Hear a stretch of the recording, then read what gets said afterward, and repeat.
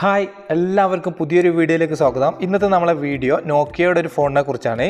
നോക്കിയ G50 5G എന്ന് പറയുന്ന ഈ ഒരു ഫോണിൻ്റെ അൺബോക്സിങ് ആൻഡ് റിവ്യൂ വീഡിയോ ആണ് നമ്മൾ ഇന്ന് ഈ ഒരു വീഡിയോയിൽ കൂടി കാണാൻ പോകുന്നത്. ഒരുപാട് നല്ല ഫീച്ചേഴ്സൊക്കെ വരുന്ന ഒരു ഫോണാണിത്. അപ്പോൾ എന്തായാലും നമുക്ക് ബോക്സൊക്കെ ഓപ്പൺ ചെയ്ത് ഫോൺ പുറത്തെടുത്തതിന് ശേഷം ബാക്കിയുള്ള കാര്യങ്ങളൊക്കെ നോക്കാം. ബോക്സ് ഓപ്പൺ ചെയ്യുമ്പോൾ തന്നെ കാണാൻ സാധിക്കുന്നത് നമ്മളെ ഫോണാണ്. ഫോൺ നമുക്ക് ബൂട്ടിങ്ങിൽ ഇട്ടതിന് ശേഷം ബോക്സിൽ വേറെ എന്തൊക്കെയാണ് വരുന്നത് എന്നും കൂടെ നോക്കാം.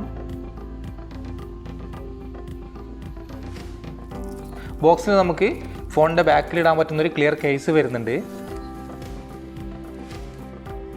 പിന്നെ ഫാസ്റ്റ് ചാർജിങ് അഡാപ്റ്റർ,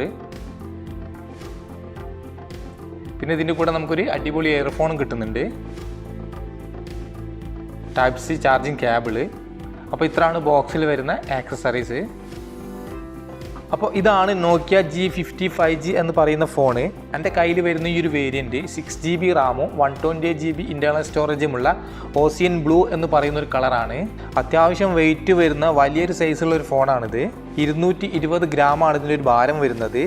ഈ ഫോണിൻ്റെ ബാക്ക് സൈഡ് കാണാൻ നല്ല ഭംഗിയുള്ള ഒരു ബോഡിയാണ്. ലൈറ്റൊക്കെ തട്ടുന്ന സമയത്ത് ബ്ലൂ കളറായിട്ടും അല്ലാത്ത സമയത്ത് ഡാർക്ക് ബ്ലൂ ആയിട്ടും തോന്നിക്കുന്ന ഒരു പ്ലാസ്റ്റിക് ആൻഡ് ഫ്രോസൺ ഫിനിഷിൽ വരുന്ന ഒരു ബോഡിയാണിത്.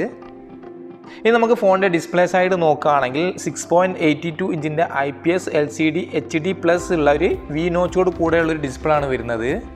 ഡിസ്പ്ലേയുടെ താഴെ ഭാഗത്തായിട്ട് നിങ്ങൾക്ക് കാണാം ചെറിയ ബെസൽസ് ഒക്കെ വരുന്നുണ്ട്. അതുപോലെ തന്നെ നോക്കിയയുടെ ലോഗോ അവിടെ ആയിട്ട് കൊടുത്തിട്ടുണ്ട്. പിന്നെ 19:5:9 ആണ് ആസ്പെക്ട് റേഷ്യോ. 252 ppi ആണ് ഡിസ്പ്ലേ ഡെൻസിറ്റിയും വരുന്നത്. നിങ്ങൾക്ക് ഇവിടെ കാണുമ്പോൾ തന്നെ മനസ്സിലാവും അത്യാവശ്യം വലിയൊരു ഡിസ്പ്ലേ തന്നെയാണ് ഈ ഒരു ഫോണിന് വരുന്നത്. ഇത്രയും വലിയൊരു ഡിസ്പ്ലേ ഒക്കെ കൊടുത്ത സമയത്ത് നമുക്കിതിൽ HD+ മാത്രമേ ഡിസ്പ്ലേൻ്റെ ക്വാളിറ്റി വരുന്നുള്ളൂ. ഇതിലൊരു ഫുൾ HD+ ഒക്കെ കൊടുക്കുകയാണെങ്കിൽ കുറച്ചും കൂടെ നന്നായിരുന്നു. ഇനി ഫോണിൽ വരുന്നത് Android 11 ആണ്. ഇത് നമുക്ക് Android 12ലേക്ക് അപ്ഗ്രേഡ് ചെയ്യാനൊക്കെ സാധിക്കും. കൂടാതെ 3 വർഷം വരെ നമുക്ക് സെക്യൂരിറ്റി അപ്ഡേറ്റ് ഇതിൽ വന്നുകൊണ്ടിരിക്കും എന്നാണ് കമ്പനി പറയുന്നത്. ഇനി ക്വാൽകോമിൻ്റെ സ്നാപ്ഡ്രാഗൺ 485G എന്ന ഒരു ഒക്ടാ കോർ പ്രോസസ്സറും അതുപോലെ അഡ്രീനോ 619 എന്നൊരു ഗ്രാഫിക്സുമാണ് ഇതിൽ വരുന്നത്. ഇതിൽ നല്ല പ്രോസസ്സറും അതുപോലെ തന്നെ ഗ്രാഫിക്സും ഒക്കെ വരുന്നത് കൊണ്ട് തന്നെ നല്ല ഹൈ ക്വാളിറ്റി ഗെയിംസ് ഒക്കെ ഇതിൽ കളിക്കാൻ സാധിക്കുന്നുണ്ട്. ഇതിൽ നമ്മൾ ഗെയിം കളിച്ച സമയത്ത് നല്ല രീതിയിൽ തന്നെ കളിക്കാൻ സാധിച്ചു. അപ്പോൾ ഗെയിമിൻ്റെ ഒരു ചെറിയ റിവ്യൂ ഇവിടെ കാണുമ്പോൾ തന്നെ നിങ്ങൾക്ക് മനസ്സിലായിട്ടുണ്ടാകും എത്രമാത്രം ഉണ്ട് ഇതിൽ ഗെയിം കളിക്കുമ്പോൾ പെർഫോമൻസ് എന്നൊക്കെ.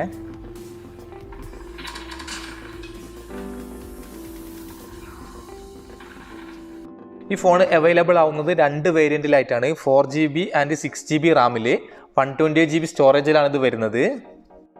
ഇനി ഫോണിലെ ക്യാമറ സൈഡ് നോക്കിയാൽ ട്രിപ്പിൾ ക്യാമറ സെറ്റപ്പാണ് ഇതിലുള്ളത്. ഒരു റൗണ്ടിൻ്റെ അകത്തായിട്ടാണ് ഈ 3 ക്യാമറയും വരുന്നത്. 48 മെഗാപിക്സലിലെ f1.8 അപ്പേച്ചർ വാല്യുള്ള ഒരു മെയിൻ ക്യാമറ ആണ് കൊടുത്തിട്ടുള്ളത്. അതുപോലെ തന്നെ 5 മെഗാപിക്സലിലെ ഒരു അൾട്രാ വൈഡ് ക്യാമറയും 2 മെഗാപിക്സലിലെ ഒരു ഡെപ്ത് സെൻസറും ആണ് ഇതിൽ ക്യാമറകളായിട്ട് വരുന്നത്. ഇനി ക്യാമറ ഓപ്പൺ ചെയ്താൽ കുറച്ച് ഓപ്ഷൻസ് നിങ്ങൾക്ക് ഇവിടെ കാണാം. നൈറ്റ് മോഡ്, പോർട്രേറ്റിൽ തന്നെ കുറച്ച് ഓപ്ഷൻസ് ഇവിടെ കാണാം. പിന്നെ ഫോട്ടോയിൽ നമുക്ക് മാക്സിമം സൂം ചെയ്യാൻ പറ്റുന്നത് 6x വരെയാണ്. പിന്നെ ഉള്ളത് വീഡിയോയിൽ നമുക്ക് മാക്സിമം എടുക്കാൻ പറ്റുന്നത് ഫുൾ HD 30 ഫ്രെയിം പെർ സെക്കൻഡിലും അതുപോലെ തന്നെ 60 ഫ്രെയിം പെർ സെക്കൻഡിലും മാത്രമാണ്. പിന്നെ ഉള്ളത് മോർ എന്ന് പറയുന്ന ഓപ്ഷനാണ്. അതിൽ dual screen, time lapse, panorama, slow motion, pro mode എന്നിങ്ങനെ കുറച്ച് ഓപ്ഷൻസ് അതിലും കാണാം. ഇനി സെൽഫി ക്യാമറ നോക്കുകയാണെങ്കിൽ 8 മെഗാപിക്സലിൻ്റെ ഒരു വൈഡ് ക്യാമറ ആണ് വരുന്നത്. ഈ ഒരു ക്യാമറയിൽ നമുക്ക് ബ്യൂട്ടി ഓപ്ഷനൊക്കെ വരുന്നുണ്ട്. അതുപോലെ ഇതിലെടുക്കാൻ പറ്റുന്ന മാക്സിമം വീഡിയോ റെസൊല്യൂഷൻ എന്ന് പറയുന്നത് ഫുൾ HD 30 ഫ്രെയിം പെർ സെക്കൻഡിൽ തന്നെയാണ്. ഈ റിയർ ക്യാമറയിലും അതുപോലെ തന്നെ സെൽഫി ക്യാമറയിലൊക്കെ എടുത്ത ഫോട്ടോസിന് അത്യാവശ്യം നല്ല ക്വാളിറ്റി തന്നെ കിട്ടുന്നുണ്ട്. ഇനി ഫോണിൽ വരുന്ന കുറച്ച് കണക്ടിവിറ്റി നോക്കുകയാണെങ്കിൽ ബ്ലൂടൂത്ത് 5.0 ആണ്. വൈഫൈയിൽ 5 GHz സപ്പോർട്ടാണ്. NFC, OTG അതുപോലെ തന്നെ വോൾട്ടി എന്നിങ്ങനെയാണ് ഇതിൽ വരുന്ന കണക്ടിവിറ്റി. ഇനി ഫോണിൽ വരുന്ന സെക്യൂരിറ്റി ലോക്ക് നോക്കുകയാണെങ്കിൽ ഫേസ് ലോക്കും അതുപോലെ തന്നെ ഫിംഗർ ലോക്കുമാണ് ഇതിൽ വരുന്നത്. ഇതിൽ വരുന്ന ഫിംഗർ ലോക്ക് പവർ ബട്ടൻ്റെ മുകളിൽ തന്നെയാണ് വരുന്നത്. വളരെ ഫാസ്റ്റ് ആയിട്ട് തന്നെ സെൻസ് ആയിട്ട് വരുന്നുണ്ട് ഫിംഗർ ലോക്ക്. നിങ്ങൾക്ക് ഇവിടെ കാണുമ്പോൾ തന്നെ മനസ്സിലാവും എത്രമാത്രം സ്പീഡ് ഉണ്ട് എന്ന്.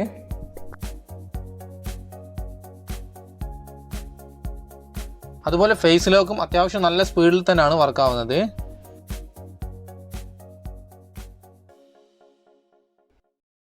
ഇനി ഫോണിൻ്റെ സൗണ്ട് ഒന്ന് കേട്ട് നോക്കാം. നമുക്ക് നല്ല ലൗഡായിട്ടുള്ള സൗണ്ടാണ് നമുക്കിതിൽ കിട്ടുന്നത്.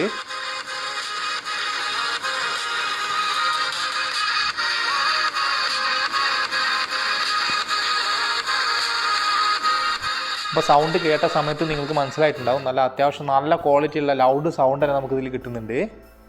ഇനി ഫോണിൽ വരുന്നത് 5000 mAh ഒരു ബാറ്ററി കപ്പാസിറ്റിയാണ്. ഈ ഒരു ബാറ്ററി ചാർജ് ചെയ്യാൻ വേണ്ടിയിട്ട് 18 വാട്ടിൻ്റെ ഒരു ഫാസ്റ്റ് ചാർജറും ബോക്സിൻ്റെ കൂടെ കൊടുക്കുന്നുണ്ട്.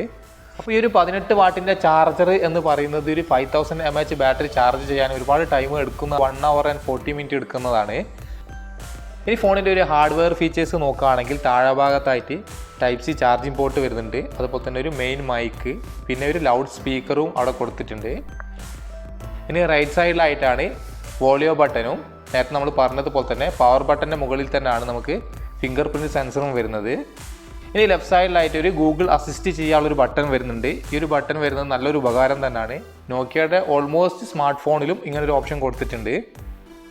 പിന്നെ ഉള്ളത് സിം ട്രേ ആണ്. ഈ ഒരു സിം ട്രേയിൽ നമുക്ക് ഒരേ സമയത്ത് 2 സിം കാർഡ് അല്ലെങ്കിൽ ഒരു സിം കാർഡും ഒരു മെമ്മറി കാർഡ് ഇട്ട് യൂസ് ചെയ്യാൻ പറ്റുന്ന ഒരു ട്രേ ആണ് വരുന്നത്. ഈ ഒരു സിം കാർഡിൽ നമുക്ക് ഫസ്റ്റ് സിം നമുക്ക് 5G ആയിട്ടും രണ്ടാമത്തെ സിം ഇടാണെങ്കിൽ അത് 4G ആയിട്ടാണ് യൂസ് ചെയ്യാൻ സാധിക്കുന്നത്. ഇനി ഫോണിൻ്റെ മുകൾ ഭാഗത്തായിട്ടാണ് 3.5 mm ഹെഡ്ഫോൺ ജാക്ക് വരുന്നത്. പിന്നെ തൊട്ടടുത്ത് തന്നെ ഒരു സെക്കൻഡറി നോയിസ് ക്യാൻസലേഷൻ മൈക്കും കൊടുത്തിട്ടുണ്ട്.